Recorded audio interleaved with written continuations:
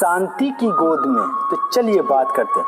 मनुष्य चाहता है कि किसी प्रकार संतुष्ट होकर शांति जैसी देव संपदा का सुख प्राप्त करे, पर शांति चिल्लाती हुई ये मायावी प्रगति वास्तव में हमें शांति से बहुत दूर ले जा रही है। हमें प्राचीन काल में अधिक शांत एक प्रश्न थे। यदि हमारी प्रगति इसी प्रकार होती रही तो शांति सदा के लिए हमसे विलग हो जाएगी। आज सर्वत्र शांति शांति की व्यापक पुकार सुनाई पड़ती है। राजनीतिक, सामाजिक, साहित्यिक सभी क्षेत्रों में उथल पुथल है। प्रत्येक व्यक्ति ये समझता है कि आधुनिक भौतिक का कुछ होने जाने पर नहीं है, तब भी उसको अपनाए हुए है। ये बात नहीं है कि अशांति का कारण अर्थ की कमी हो। जनता के पास यथेष्ट मात्रा में धन है, किंतु फिर भी अतृप्ति, आंतरिक विक्षोभ, मानसिक कष्टों की संख्या अभी वृद्धि पर है। इसका कारण क्या है? हमारे सिद्धांतों की निर्बलता ही इस अशांति का कारण हो सकता है। भोगवाद, खाओ पियो मौज उड़ाओ, यह आज के सभ्य व्यक्तियों को सिद्धांत बन गया है।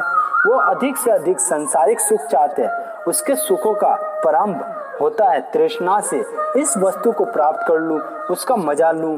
खाने पीने के बाद वासनाओं के सुख वह लूटता है, उनकी पराकाष्ठा कर बैठता है। किंतु पैसे, जायदाद, पुत्र पत्नी, मान बढ़ाई के बावजूद उसे प्रतीत होता है कि उसके अंदर कुछ खोया खोया सा है, कुछ स्थान खाली खाली सा है। इस खालीपन से ही वह जगत से वैराग्य स्थापित करता है। संसारिक भोग पदार्थों के ऊपर उसे उच्च आध्यात्मिक जीवन है, जिसमें भोगवाद छूटकर त्याग की महत्ता है। आपके सुख के स्थान पर दूसरों के सुखी करने, लेने के स्थान पर देने की भावना है। वह आदर्श इस खोखलेपन को दूर करने का एक उपाय है।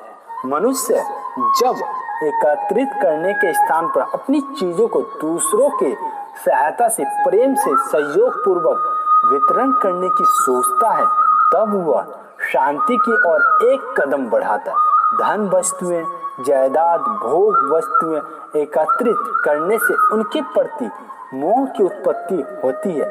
ये मोह उन वस्तुओं से इतना जकड़ देता है कि वह उस मोह पसासे से पृथक नहीं हो सकता। उस मोह के कारण उसे उन एकत्रित चीजों में से कोई भी कम होने या विनष्ट होने से दुख होता है। अतः मोह बंधन है। जो मनुष्य स्वार्थ से छुटकारा पा गया वह शांत है, वह प्रसन्न चित्त है और संसार को त्याग देने में किसी प्रकार के दुख का अनुभव नहीं करता। दुख अथवा थकावट का मुख्य कारण अपने आप को सांसारिक जाल में बांध लेना है। बंधने के स्थान पर उससे मुक्त रहना, सांसारिक चीजों में लिप्त ना होना, उन्हें त्याग कर देवी संपत्ति में विश्वास रखना, उसी में अपने जीवन को सुखी जड़ मानना, शांति के गोदाम में जाना है। ईश्वरीय आदेश यह है कि हम खुले रहे, मोह के बंधन से मुक्त रहे। उच्च आध्यात्मिक सत्ता में रमन करने से इस शरीर को त्यागने में कुछ दुख का अनुभव नहीं होता।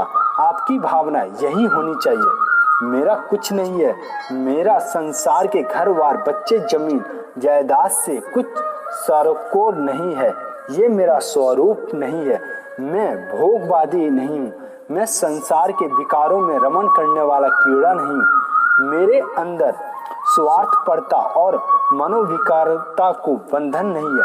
मैं संसार की अनित्य अस्थिर चीजों से अपने आप को नहीं जकड़ता हूँ।